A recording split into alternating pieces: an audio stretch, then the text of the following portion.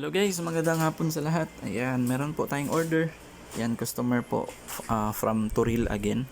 So, yung order niya po is yung 8,500 na package. So, sa 8,500 na package, ito yung makukuha ng customer natin from Turil. So, meron siyang outdoor extender na Comfast EW71. Ayan. Ayan, so ito yung itsura niyan. Dalawang tig 10 meters na cat 6 LAN cable po. Ayan, so dalawa po yan. Yan to. So, tig 10 meters po ang yung sukat nito. Dalawa po. Cat 6 LAN cable. And then, syempre, yung 2x3 na tarpaulin. Ayan. So, 2x3 po ang size. And then, syempre, yung ating Vendo na curve box na naka-anti-hook na yan. Okay? And then, naka-lead frame. So, iwas po doon sa mga malilikot na kabataan. Ayan. So, minsan kasi, ayan. So, yung coins, yan, binubutasan nila yan. And then, nilalagyan ng tali para ihulog nila. And then, balik ulit nila yung coins. Yan. So, again po, yung yung paggagamitan ng Vendo ng customer natin from Turil ay yung Starlink po. Ayan, Starlink po yung niya, yung internet connection. Okay? Kapag Starlink po yung yung internet connection ng customer natin, syempre, may config po yan. Ayan. May config po na black torrent. So meaning hindi po sila makaka-download ng mga torrent files, okay? And then syempre yung binablock din natin yung mga porn sites. Okay? Kapag binablock yan, hindi sila makaka-access kapag mag-search sila ng mga porn websites sa Google. Ayan. So ayan. Sige, ayan, connect na tayo diyan sa outdoor extender. Ayan. Yung gusto niya pala ipangalan diyan, ayan, punta tayo sa isang phone. Ayan. So yung gusto niya ipangalan diyan ay yung Rose Piso Wi-Fi. Ayan. Ayan. Connect tayo dyan. Ayan. So, a few seconds, magpa-pop up yan sa customer portal. Ayan. So, ito yung itsura niyan. Okay. Click natin yung window rates kapag wala nang ihulog na rates. Ayan. Click natin yan. Okay. Ito yung default rates. Ayan. Pwede yung baguhin sa admin panel mismo ng Vendo. Ayan. So, yung Vendo pala tumatanggap yan ng bago at saka lumang coin. Ayan. Meron tayong mga bago at saka lumang coins dyan. Click natin yung insert coin. Okay. Kapag maghuhulog na ng coins. Okay. Ayan. Ayan lang. Ayan, hulog ako ng 20 peso coin. Ayan, kita mo dyan. Okay, yung bagong 10 peso coin. Ayan. Okay, yung lumang 10 peso coin. Ayan. And then yung lumang 5 peso coin. Ayan. Tapos yung bagong 5 peso coin na Nonagon. Ayan. Okay, and then yung bagong 5 peso coin na Circle. And then last one is yung dalawang bago at saka lumang 1 peso coin yan. So dapat 57 yan. Hulog ko na. And then ayan. So, kapag wala nang ihulog ng coins, click natin yung done. Okay? Click natin yung done. Ayan.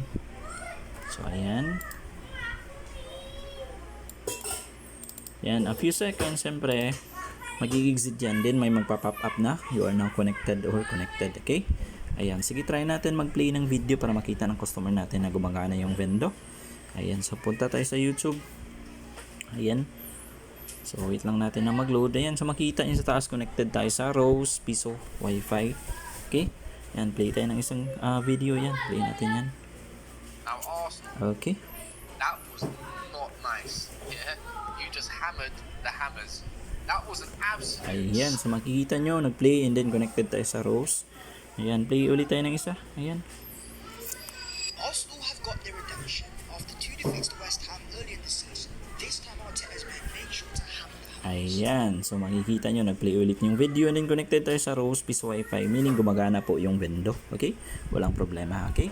So dahil pala to? Dahil Starlink po yung paggagamitan ng customer natin. Syempre, itatry natin yung yung mga mag-download tayo ng torrent files. Okay? Punta tayo sa laptop. Ayan, so meron tayo dito. Ayan. Ayan, so ito yung app. May QB2 ako dyan. So enable ko lang tong dalawang to. Ayan, so enable ko lang. Okay? Ayan. So makikita nyo sa taas, connected ako sa main router. Ayan, so connected ako sa main router. So makikita nyo. Ayan. So Yan, nag-download siya. So mapapansin niyo yung download speed. Yan, yan, nag-download siya. Ayan. Sige, try natin mag-connect sa sa Vendo. Doon sa Rose Piso Wi-Fi. Ayan, connect tayo sa Rose Piso Wi-Fi. Okay. Connect tayo dyan. Ayan, so makikita nyo. A few seconds, connected na tayo. And then naghulog na pala ako dyan. Okay, naghulog na ako ng coins. So kung makikita nyo dito, ayan, so refresh ko lang. So yung status, ayan, so makikita nyo. Ayan, refresh ko lang yung status. Para makita nyo na, ayan, connected ako sa Vendo. Ayan, so mapapansin nyo, connected yung status. Okay, ayan, so, and then so mapapansin nyo dito yung download speed. Ayan. Saan ba yung, ayan, wait lang. Okay, yung download speed, so mapapansin nyo, ayan, lumiliit yung download speed. So wait natin until mag 0 yan. So ayan, okay, ayan, so mapapansin nyo dyan, connected ako sa Rose Piso Wi-Fi. And then syempre hindi nag-download yung mga torrent files. Ayan. Ayan, movie yung dinownload ko. Ayan, so mapapansin nyo, nag-0 na siya. Ayan, so meaning gumagana po yung natin, black torrent downloading na config po sa Vendo. Ayan, so at syempre dahil Starlink yan, syempre may rin yan, may black porn sites. Ayan, so try natin mag-search dito ng mga porn. Okay, ayan, so makikita nyo connected ako sa Rose Piso Wi-Fi. Ayan, search tayo ng mga porn dyan sa sa Google Chrome. Ayan, porn. Ayan. So ayan yung lumalabas na website. Sige, click natin yung pinakauna. Ayan. So ayan, so mapapansin nyo, ayan, click natin yung advance.